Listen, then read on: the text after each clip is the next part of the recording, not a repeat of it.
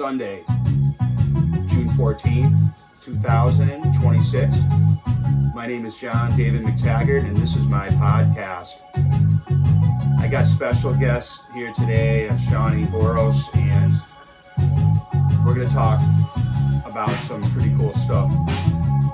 But that's going to be in a little bit, and I will introduce Sanyi. He knows he's welcome to chime in at any point. Going to go through some of the news.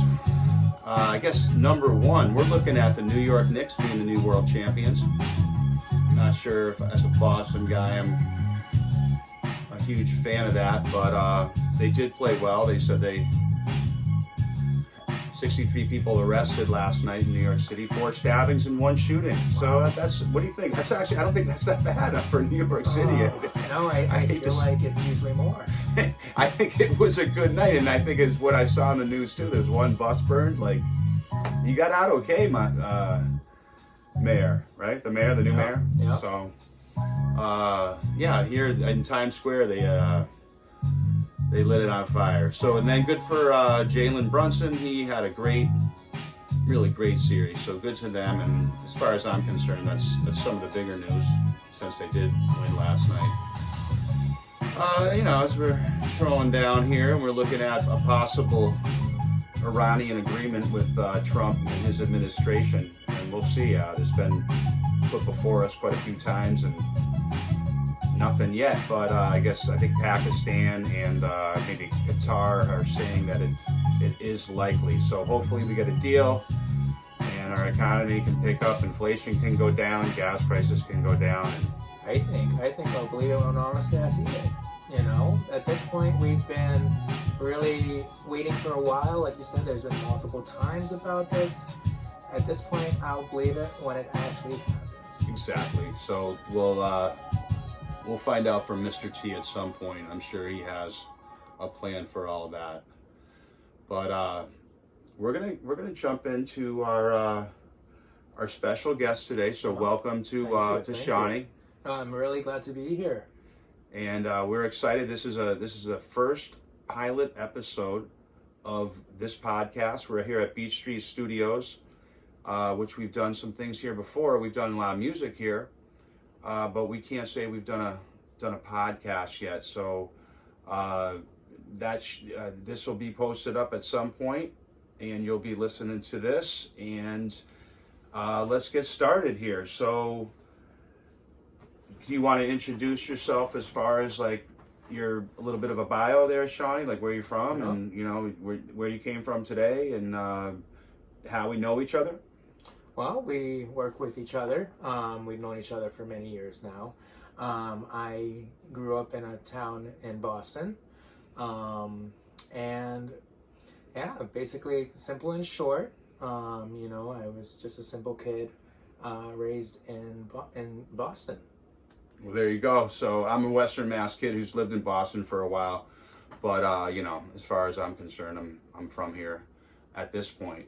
But we were going to discuss some unidentified flying objects. What's the other term for that? Are they UAPs? UAP, UFO. There's so many. There's a lot. And we have pictures, we have evidence, we have things that we'll probably stream up on this video, overlaying this as well at some point or another. But I mean, we have a story. So there's a story. I think it's a long story, honestly, as far as what your knowledge is and things that have happened to you over time in the course of your life, as you've told me and discussed with me. However, we had something happen as recently as a few days ago, honestly. There's myself, I have been part of the UFO community for a very long time. I really do believe in a lot of that. I have a lot of knowledge of a lot of different things. I have been visited from different things for many years, if it's spiritual or to things that are more physical through my childhood. So I'm really glad to be here to go through this and talk about this with you, and this is going to be exciting. Yeah, I mean, we actually have we have pics, we have photos, which we can look at in a little bit. We don't have to look at them in a second. But my first question to you, Shawnee, would be, where did this happen? Where actually are we going to? In what town, in what city did this happen, and when did it happen? So this happened about 2 days ago. This was in Newton, Massachusetts. This was probably around high noon time when the sun is up the most. It was very bright. It was a day where it was very dry in the air. There wasn't much wind going on. There wasn't too many clouds. Maybe a couple storm clouds starting to come in, but the sun was very, very bright and high. And I was basically I was in my backyard when this happened. And now this isn't the first time that I have seen things around me, different things, honestly. But we'll definitely get into more subjects of all those other things after this. But yeah. Well, what is it we're describing that we're going to look at? What would you initially, or if there's possibilities, what could it be? So honestly, there's a couple of different theories in my mind. Is that it could come, it could be an orb, or it could be a portal. Those are my two major theories. Just how the energy that this thing gives off, how it illuminates in the sky, and the fact that this thing was hiding in a point of view of the sun directly. So it almost feels like it was basically purposely feeding from the sun to open this type of energy. Now, I don't know that for sure because I couldn't get close enough, but the image that I took was pretty good. And then I was able to zoom in, and the image itself shows a kind of like, you can see the different layers of this material. It's energy based, and it gives off some type of aura, some type of energy, kind of radiation that you can just see from when it gets hit by the sun. I'm not going to lie to you. What I did not think it would be as clear to me until you sent me those photos. Which Yep. These, we're giving you we're trying to tease this a little bit here, so we will be looking at these photos at some point or another. Yep. But they are. I will tell you personally, I wasn't skeptical on what you told me because I've seen other things that you've sent me. Yep. But the clarity and just this isn't some drone. No. That's No, you can there's see no the drone you can there. see the blades and Right. this is This is clear. and it doesn't look like a sundog, which was at some point or another it ran through my head. Okay, but I have pictures of sundogs and I know what sundogs are, and it's not one of those. And it's definitely not the new bogosphere that has been, been placed out right now all over the world. There's tons of them being found right now that are being knocked down because of certain, magnetic fields that aren't working. Those objects run on our magnetic field. That's why they can fly. They have, a field inside the object that is magnetic, that rotates, that obviously has its own magnetic drive to it. So this is something completely different. Are we thinking 0 point energy? Are we think? I don't know, because Okay. you know what? Even the problem is, until we get an actual part of this material, of this energy, if we can actually put our hands on it and learn and kind of do tests on it, we really won't know. Almost like the Roswell effect with the metallic. Exactly. Wow. Okay. I mean, that metallic object itself was kind of said to be liquid yet paper and yet metal at the same time. It could be bent in all different ways, but it will always go back to its natural form. It could be melted and it would become a liquid, but let's say if you separated that liquid, it actually will create two new separate forms of material. That's exactly right. And that's why the alien ships itself were able to, start forming into different parts of each other. So let's say if we had those little smaller orbit spheres going off, those itself was part of the ship, but it can easily come back to the ship and then combine because it was the same material. It was able to interact with each other, and that's why it was able to. They were able to come from different parts of the ship. Is it possible that what we're going to see might not even be a ship though? Are there other theories that you have based on what you've seen and magnified? Yep. By the look of it, I feel like it's more strongly to be a portal than an orb. Just by looking at it, just by the width of it, I really want to. We're gonna come back to that at some point too. We're gonna check the width of how wide this portal is, because to me it looks big. It looks big. It has its own separate layers that we can talk through, and honestly, if there's anyone else who has taken similar photos of these things, who were in that same area that has seen it, please do share. I would love to hear your opinions. We would love to have people on here at some point talking to us about it, and we talking to you about it. That would be great. We're going to leave the comments up as long as they're reasonable, but yeah, so we would like to get comments at some point or another, based on what you guys see, what we'll look at in the near future. I will also exclaim that I was a little surprised that it could have been a portal, and honestly, the more I think about it, because it's kind of a new thought in my head, the more I want to know where the heck you think it might be too. Like, what are we thinking on that? Are we thinking A Wrinkle in Time? Are we thinking if these where possibly we're getting interdimensional aliens visiting us? Is this why we're getting all this stuff in the news lately? Is this,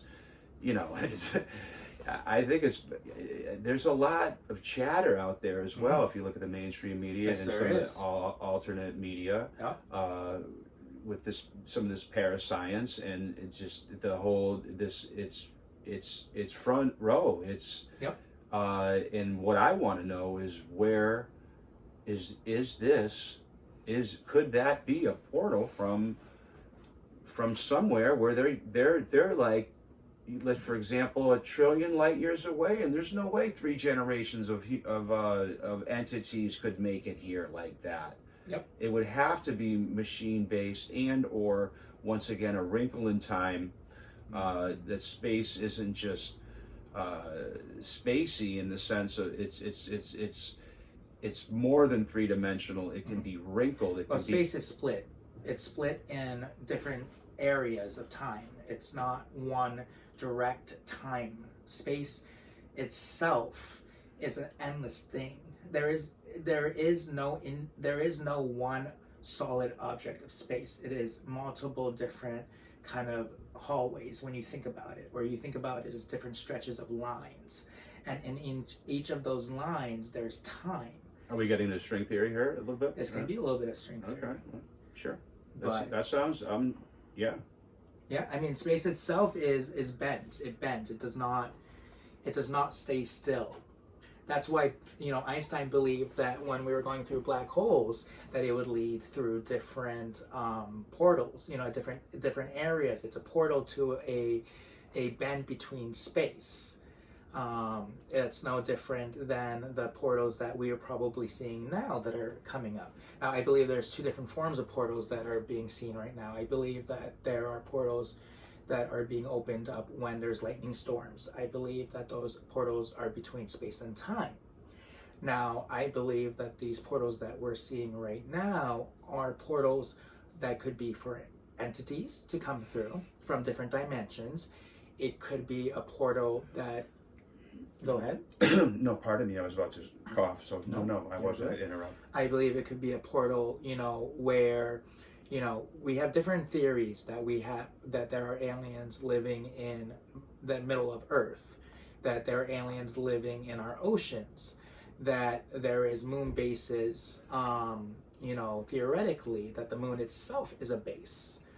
Well, Ingo Swann certainly thought so, at least on the moon as well as Mars, and there's some interesting writings in his book if you read what he's written before the actual lunar landers landed, or even recently with some of this aquatic type of fossils that they're finding, where there absolutely was water there. And yeah, I think you're really making some big tie-ins here that are very, very valid, and kind of and bring it together. And it's not so easy to do that with some of these things, because there's so much different evidence out there and so many different theories, and it is a comprehensive field that cannot be underestimated. And when you find evidence of these interdimensional portals or spacecraft or ships, it is nonetheless fascinating to me, and that's why I couldn't be happier for our and my first podcast to be about this. I think it's more than appropriate. And what's funny is actually, to give you we were supposed to write this down, but maybe we can use this as a guideline, is what's coming down the road, whether it be cryptozoology or interdimensional aliens, which we may or may not speak about today. Which that was a huge study back in the 70s, late 80s. I mean, there was a guy who created these glasses that could see interdimension. That is a word a little bit hard to say. I am dyslexic, so I'm just going to put that out there. So, and then the government did find him and took his glasses. They got rid of him because they realized... I was going to say, how long did he last after he did not last long.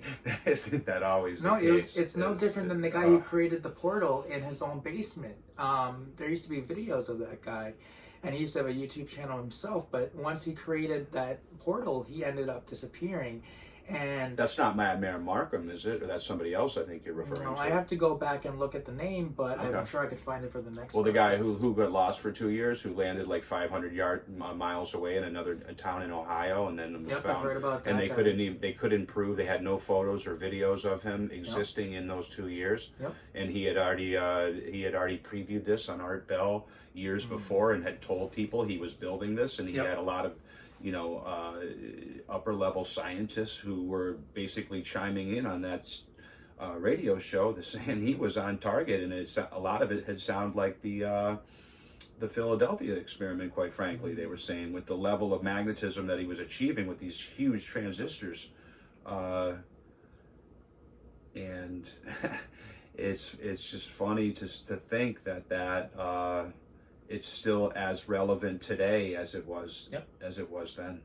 Well, people don't realize that portals are open between sound and magnets. So sound waves and magnets itself, if you can find the right frequency of the sound waves hitting magnets, it depends how you can put those magnets into place. That really is important. I'm not going to say I'm an expert about it, but I do know that sound waves itself can break the wall. And if you're able to use sound, then you're able to open a portal at some point. You just need to know what sound and how low or how high you have to put it, and then you got to figure out the magnet part between that.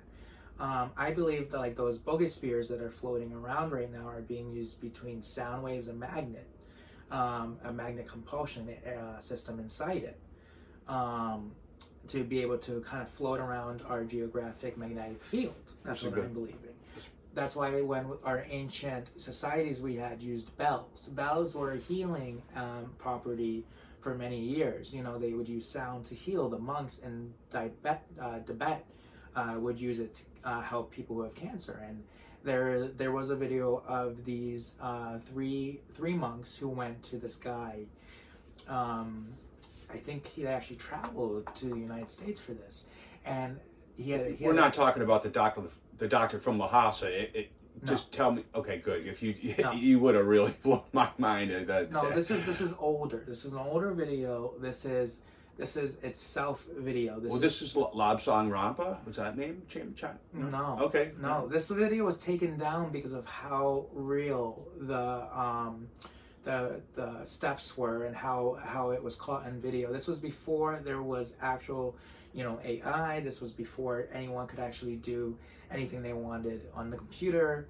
This was basically taken by a Nokia cell phone, basically, or some type of very old first phone that could videotape.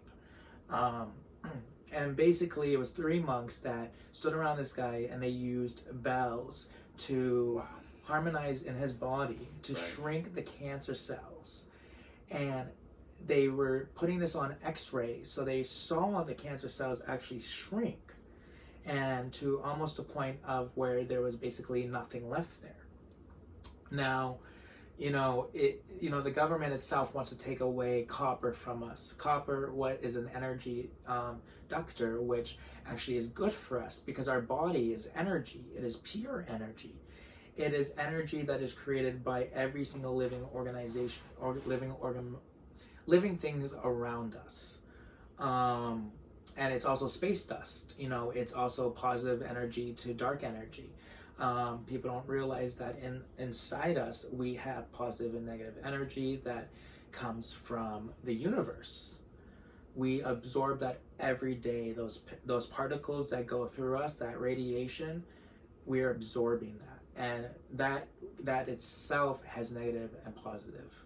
I was watching the other day to dovetail off of that, and we'll get back to what you're saying. Okay. You can sit in a window seat in an airplane, and it's like getting like 2 X-rays or something at the dentist. Did you know that? Oh yeah, it's pretty bad for you. And sunscreen is the worst. When you put sunscreen in, you're actually putting seven different kind of chemicals in your body that actually can cause cancer. Yeah. And people don't know that. The government hides all these nasty things that they put inside our foods daily. And we consume it. We consume it like sheep. We do. And that's how they want to treat us. They want to treat us as livestock because they know if they can control us, then they have no worries of what they're really doing. Well, what about did the government admit the other day to some of those contrails that they're actually going to stop doing that? Wasn't there? It was. I swear that was in the news. It was like an Air Force officer. Yep. It could have been an AI Are we article. talking about the contrast of the jets? Yeah, that they actually admitted to it being not so good for us, and it could have been an AI article. Once again, I get a lot of stuff coming down the pike. I can't always filter it. My life's too quick. Yep. But at the same time, I mean, it does. It speaks to that whole thing where, they could be inoculating us through the contrails, through jets, through our food. My theory, it's mushroom spores. Wait, say again? My theory that what they're releasing inside those jets are mushroom spores. I think that, and this is a theory, and this is a theory that I've kind of put together over the years, that mushrooms are one of the way that I believe the government will start trying to control us next. Is that, can I pull something from right field? Can we pull an analogy how the fungus takes over those certain ants and controls them, and it makes them do everything it wants to do, not what the ant wants to do, and it gives the ant it repurposes it, and it essentially becomes just a zombie of itself. Yeah, it becomes a zombie, and then just part of the whole cycle of the fungi itself. It's like a biological creature. Well, Can you? The reason why that fungus does that is because it knows that if it can take over a smaller host, it's going to climb a taller tree, taller branch or leaf, and it's going to hang off of that. And basically it's waiting for a bigger animal to come and eat it. Right. So that fungus can start feeding off the new host and start taking over. Now that is also known as our zombie fungus. It's really funny because there's a theory of that fungus being tested in a secret lab in Britain. And basically in Britain there's this secret kind of like the secret lab where they're testing the fungus, where they're trying to like change it to create something new. And there was a outbreak of zombie virus from that lab that they were able to somehow turn this into a virus that could take over, but they couldn't control it. And I remember that there was a whole article about this, and quickly as it came, it disappeared. There's a whole article about it, and I started looking into it, and I started kind of realizing that there was more about it than you would actually think. And this wasn't the first attempt of creating this virus. Back in the 1800s, some human being tried to mess with this mushroom and create it through testing, kind of feeding it with human blood. And they basically, his theory was, well, if I can take this mushroom and it has all these properties itself, and I could feed it human blood, maybe it can start kind of combining its genome with us and kind of create a super soldier. Wow. Now that was a really, really old article that I read when I was younger, and I haven't found it since. You know, that our internets change every year. The government takes off all these things, and it's hard to find things nowadays. Can you hold this thought? Yeah. All right, well, I'm going to try to get out of this right here. Let's see if this works a little bit.